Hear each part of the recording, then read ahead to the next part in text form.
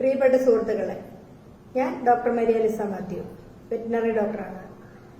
Corona നമ്മളിലാകെ ഭീതി വിതച്ചിരിക്കുകയാണ്. ഒപ്പം പക്ഷിപ്പനിയും വന്നിട്ടുണ്ട്. പക്ഷിപ്പനിയെപ്പറ്റി ഒരുപാട് പേർ, പ്രത്യേകിച്ച് കർഷകർ, ആശങ്കയോടെ എന്നെ വിളിച്ചന്വേഷിക്കുകയും മെസ്സേജ് ചെയ്യുകയും ഒക്കെ ചെയ്തിട്ടുണ്ട്. അപ്പോൾ ഞാൻ വിചാരിച്ച ഒരു വീഡിയോ ചെയ്യാം. അപ്പോൾ പിന്നെ ഒരുപാട് പേർക്ക് ഉപകാരമാകുമല്ലോ. അപ്പോൾ എന്താണ് പക്ഷിപ്പനി? പക്ഷിപ്പനി ഒരു ഇൻഫ്ലുവൻസ വൈറസ് രോഗമാണ്.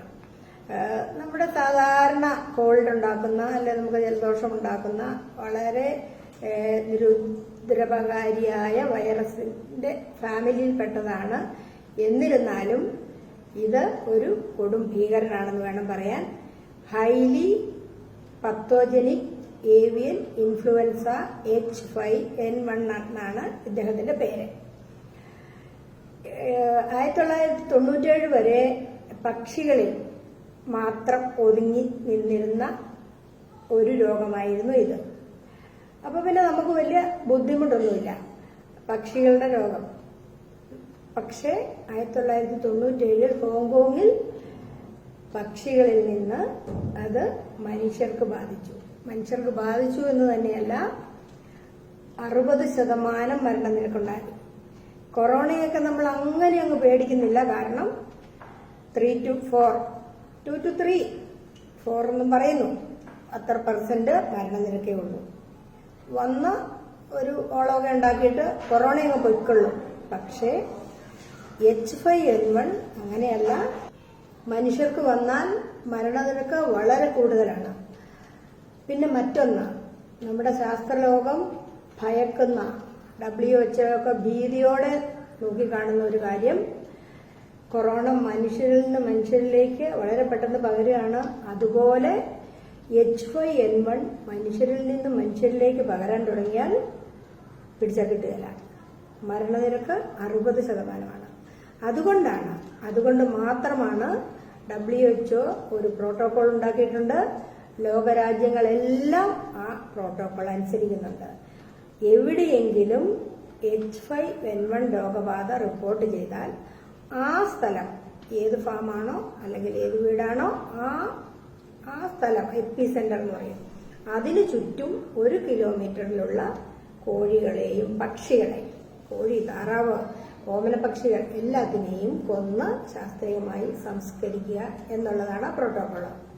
അതിനോടൊപ്പം തന്നെ ഈ എപ്പി സെന്റർ അല്ലെങ്കിൽ രോഗം വന്ന ആ സ്ഥലത്തിന് 10 കിലോമീറ്റർ ചുറ്റും 10 കിലോമീറ്ററിലുള്ള കോഴികളെ 3 മാസം നിരന്തരം നിരീക്ഷിക്കുകയും അതിന്റെ സ്രവങ്ങളും കാഷ്ടവുമൊക്കെ പരിശോധിക്കുകയും 3 മാസം ഈ പരീക്ഷണങ്ങൾ കഴിഞ്ഞ് രോഗബാധ ഇല്ലെന്ന് ഉറപ്പാക്കിയാൽ മാത്രമേ അവിടം പക്ഷിപ്പനി വിമുക്ത മേഖലയായിട്ട് പ്രഖ്യാപിക്കുകയുള്ളൂ.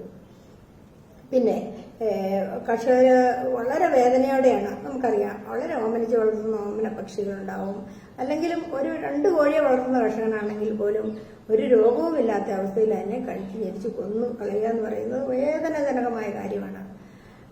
അപ്പോൾ പിന്നെ അവർ വളരെ രോഷത്തോടെ ചോദിക്കുന്ന ഒരു കാര്യമുണ്ട്, മാനത്തൂടെ പറന്ന് നടക്കുന്ന കാക്ക അല്ലെങ്കിൽ പരുന്ത് അല്ല മറ്റു കിളികളൊക്കെ നിങ്ങളൊന്നും ചെയ്യുന്നില്ലല്ലോ, അതിനെ എന്താണ് നിങ്ങൾ കൊന്നൊടുക്കാത്തത്? അത് പ്രായോഗികമായിട്ട് നടക്കാത്ത കാര്യമാണ്, നമുക്ക് ചെയ്യാൻ പറ്റാത്ത കാര്യമാണ്. ശരിയാണ്, അവയ്ക്കും രോഗം വരാം. കൂടുതലും ഈ രോഗം പകർത്തുന്നത് ദേശാടന പക്ഷികളാണെന്നാണ് കണ്ടുപിടിച്ചിരിക്കുന്നത്. ദേശാടന പക്ഷികളുടെ കാര്യം പറയുമ്പോൾ അവയ്ക്ക് ഈ രോഗാണുവിനെ ഉള്ളിൽ വഹിച്ചുകൊണ്ട് രോഗം പുറത്ത് കാണിക്കാതെ ലക്ഷണങ്ങളില്ലാതെ കൊണ്ടു നടക്കാൻ പറ്റും. കാരിയേഴ്സ് എന്ന് പറയും.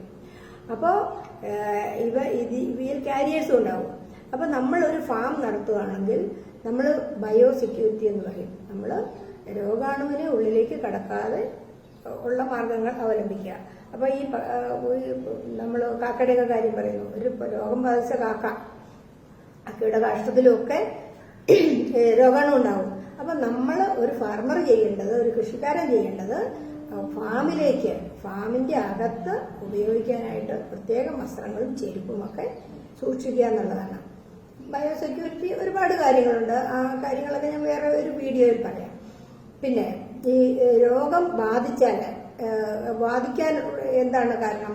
ഈ രോഗം എങ്ങനെ പകരുന്നു എന്ന് ചോദിച്ചാൽ, രോഗം ബാധിച്ച കോഴിയുടെ മൂക്കിലും കണ്ണിലും വായിലും ഒക്കെയുള്ള സ്രവങ്ങളിൽ ഒരുപാട് രോഗാണുക്കൾ, വൈറസ് ഉണ്ടാവും. അവ ഇതുമായിട്ട് കോണ്ടാക്ട്, അത് ഭക്ഷണത്തിലൂടെ ആയാലും വെള്ളത്തിലൂടെ ആയാലും കോണ്ടാക്റ്റിൽ വന്നാൽ ഒരു ഈച്ചയ്ക്ക് വേണമെങ്കിലും രോഗം പകർത്താൻ പറ്റും.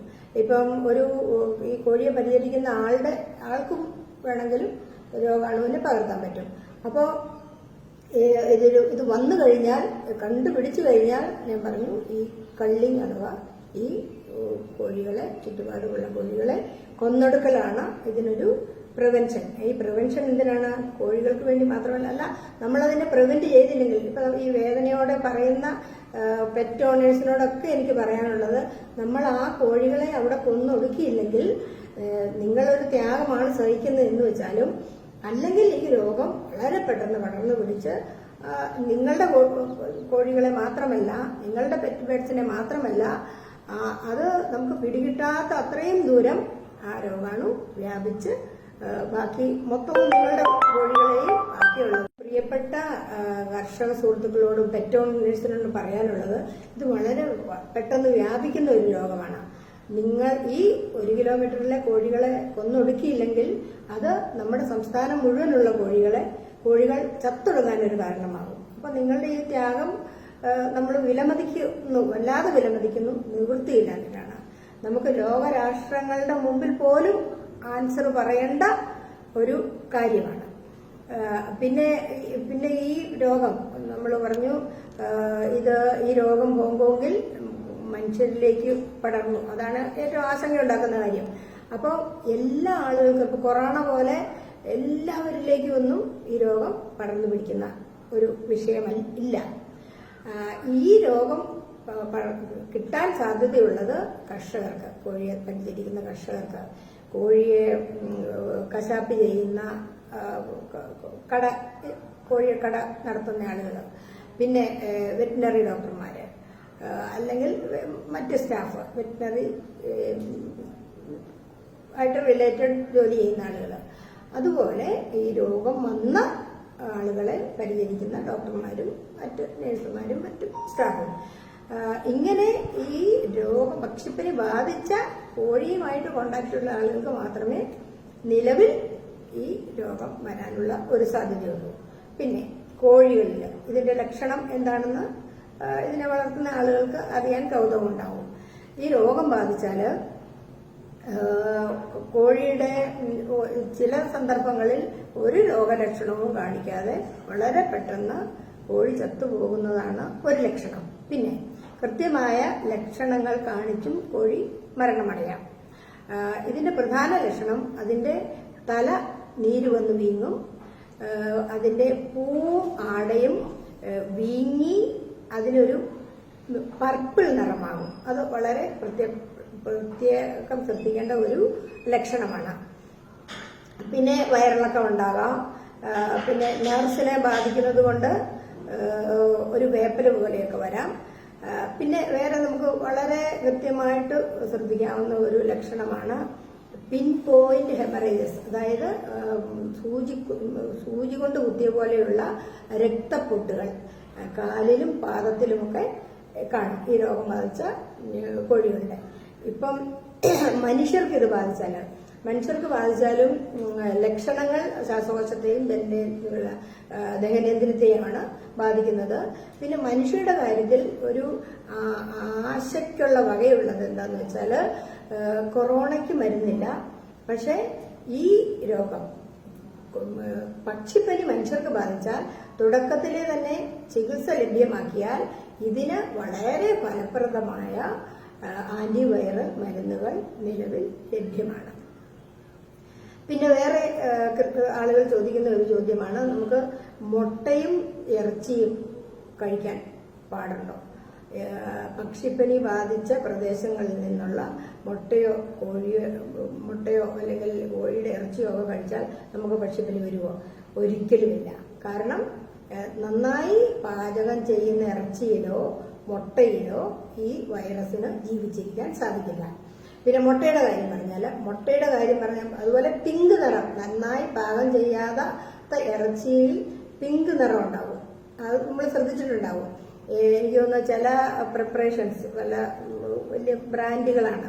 ആ ബ്രാൻഡുകളുടെയൊക്കെ ചില മാംസം നമ്മൾ ശ്രദ്ധിച്ചാൽ ആ നന്നായിട്ട് വേവാതെ പിങ്ക് നിറമുള്ള ഇറച്ചിയായിരിക്കും. ആ ഇറച്ചി കഴിക്കാൻ പാടില്ല. പിന്നെ മുട്ടയുടെ കാര്യത്തിൽ ബുൾസൈയും വാട്ടിയ മുട്ടയും കഴിക്കാൻ പാടില്ല. നന്നായിട്ട് വേവിച്ച മുട്ട, പാകം ചെയ്ത മുട്ട മാത്രം കഴിക്കുക.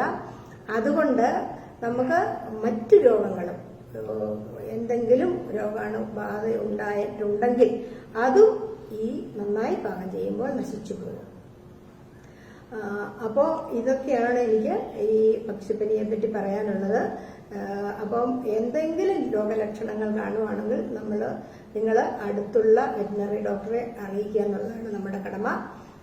പിന്നെ ഇതുമായി ബന്ധപ്പെട്ട് നിങ്ങൾക്ക് എന്തെങ്കിലുമൊക്കെ സംശയങ്ങൾ കൂടുതലായിട്ടുണ്ടെങ്കിൽ ചോദിക്കാം. ബൈ.